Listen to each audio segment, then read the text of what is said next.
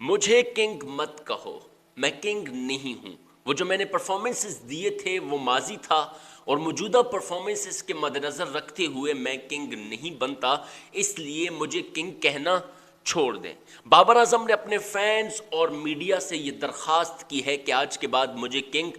مت کہیں۔ اب اس کے پیچھے وجہ کیا ہے؟ آج کی اس ویڈیو میں آپ کو ڈریسنگ روم کے اندر کی کچھ اہم باتیں بتاؤں گا۔ شیرخان ولاسکیو کی ایپیسوڈ نمبر 3 میں آپ کو خوش آمدید کہتے ہیں۔ کوئی پوچھے یا نہ پوچھے بھیا یہ بندہ تو پوچھے گا۔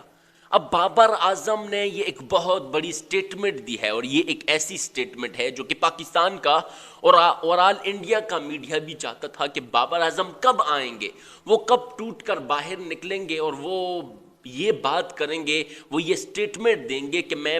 نہیں ہوں یار، مجھے کہنا مت کریں، مجھے یہ کنگ ونگ مت کہیں۔ آخر کار بابر اعظم نے کراچی اسٹیڈیم میں جب کرکٹ میچ کے بعد یہ انٹرویو دیا تو وہ بہت وائرل ہوا۔ اب اس انٹرویو کے پیچھے وجہ کیا ہے؟ سب سے اہم بات میں آپ کو بتانے لگا ہوں، اور وہ یہ ہے کہ بابر اعظم پر یہ کنگ کا لفظ جو ہے یہ ایک بہت بڑا بوجھ ہے۔ بابر اعظم نے یہ بھی کہا ہے کہ بھئی یہ کنگ نام لفظ سننے کو ایک چھوٹا سا ہے، لیکن اس کی ذمہ داریاں اور اس کا بوجھ بہت بڑا ہے جو کہ میرے کندھوں پر پڑا ہوا ہے۔ اور یہ ایک حقیقت ہے کہ آپ کسی بھی پلیئر کو ایک بہت بڑا مرتبہ دیتے ہیں اور کنگ کا لیول دیتے ہیں تو آپ سے اس کو امید بھی وہی کنگ والی ہوتی ہے، لیکن ایرا تو ہر کسی کا سیم نہیں چلتا، یا ساری چیزیں وقت کے حساب سے بدلتی رہتی ہیں، پرفارمنسز میں اتار چڑھاؤ آتا رہتا ہے۔ تو اس وقت بابر اعظم کی پرفارمنس وہ ہے نہیں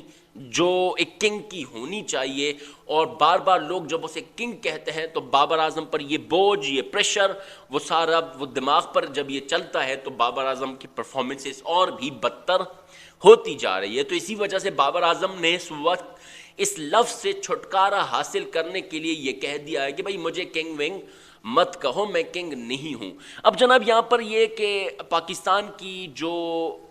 سچویشن ہے اور پاکستان کی جو میڈیا ہے یہ کبھی بھی اپنے پلیئرز کے مشکل وقت میں ان کو سپورٹ نہیں کرتا۔ آپ پاکستان کی ہسٹری لے لیں، آپ دیکھیں بڑے بڑے پلیئرز تھے، انہوں نے پاکستان کو ہزاروں میں جتوایا، انہوں نے پاکستان کو کیا کچھ کروایا، کوچز بن کر جتوایا، انہوں نے پاکستان کی خدمت کر کے بالنگ بیٹنگ ساری چیزیں جتوائیں، لیکن جناب جب ان کا کوئی برا وقت چلتا تو یہی میڈیا اٹھ کر ان کے منہ پر تمانچہ مارتی تھی، یہی میڈیا اٹھ کر جناب ان کو یہ بات کہنے پر مجبور کرتی تھی کہ وہ بس تھک جائیں اور وہ کہیں کہ یار ہم سے کچھ نہیں ہو سکتا، اور ہم بالکل نالائق سے بندے ہیں، ہمیں تو کچھ آتا بھی نہیں ہے۔ بابر اعظم کے ساتھ یہ چیزیں کچھ ایکسٹرا ہونے لگی ہیں، اور بابر اعظم یہ جان چکے ہیں کہ لوگ مجھے کنگ سمجھتے ہیں، میڈیا مجھے کنگ کہتی ہے، یہ دنیا مجھے کنگ کہتی ہے، پرفارمنسز میری کنگ والی نہیں ہے، اور چونکہ کنگ والی پرفارمنس اگر آپ اوڈیائی میں 50 بھی کرتے ہیں تو تب بھی آپ کنگ والی پرفارمنس نہیں دیتے، لوگ اس سے بھی تسلی بخش نہیں ہوتے، کیونکہ آپ کنگ ہیں اور آپ کو ہر میچز میں 3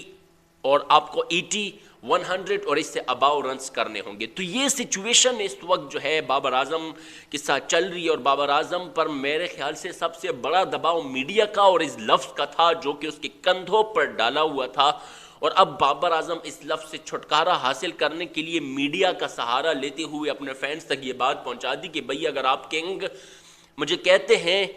اور مجھے پرفارمنس نہیں ہو رہی تو آپ برائے کرم اتنا کر دیں کہ مجھے کنگ مت کہیں۔ تو یہ ایک بہت بڑی سچویشن ہے۔ اس کے علاوہ جناب ڈریسنگ روم کی بات جو ہے میں نے آپ کو یہاں کرنی تھی کہ ڈریسنگ روم میں بھی بابر اعظم نے یہ کہا ہے کہ آپ جب بھی باہر جاتے ہیں، چونکہ حسن علی نے بھی پہلے کہا تھا کہ کنگ کر لے گا بابر اعظم،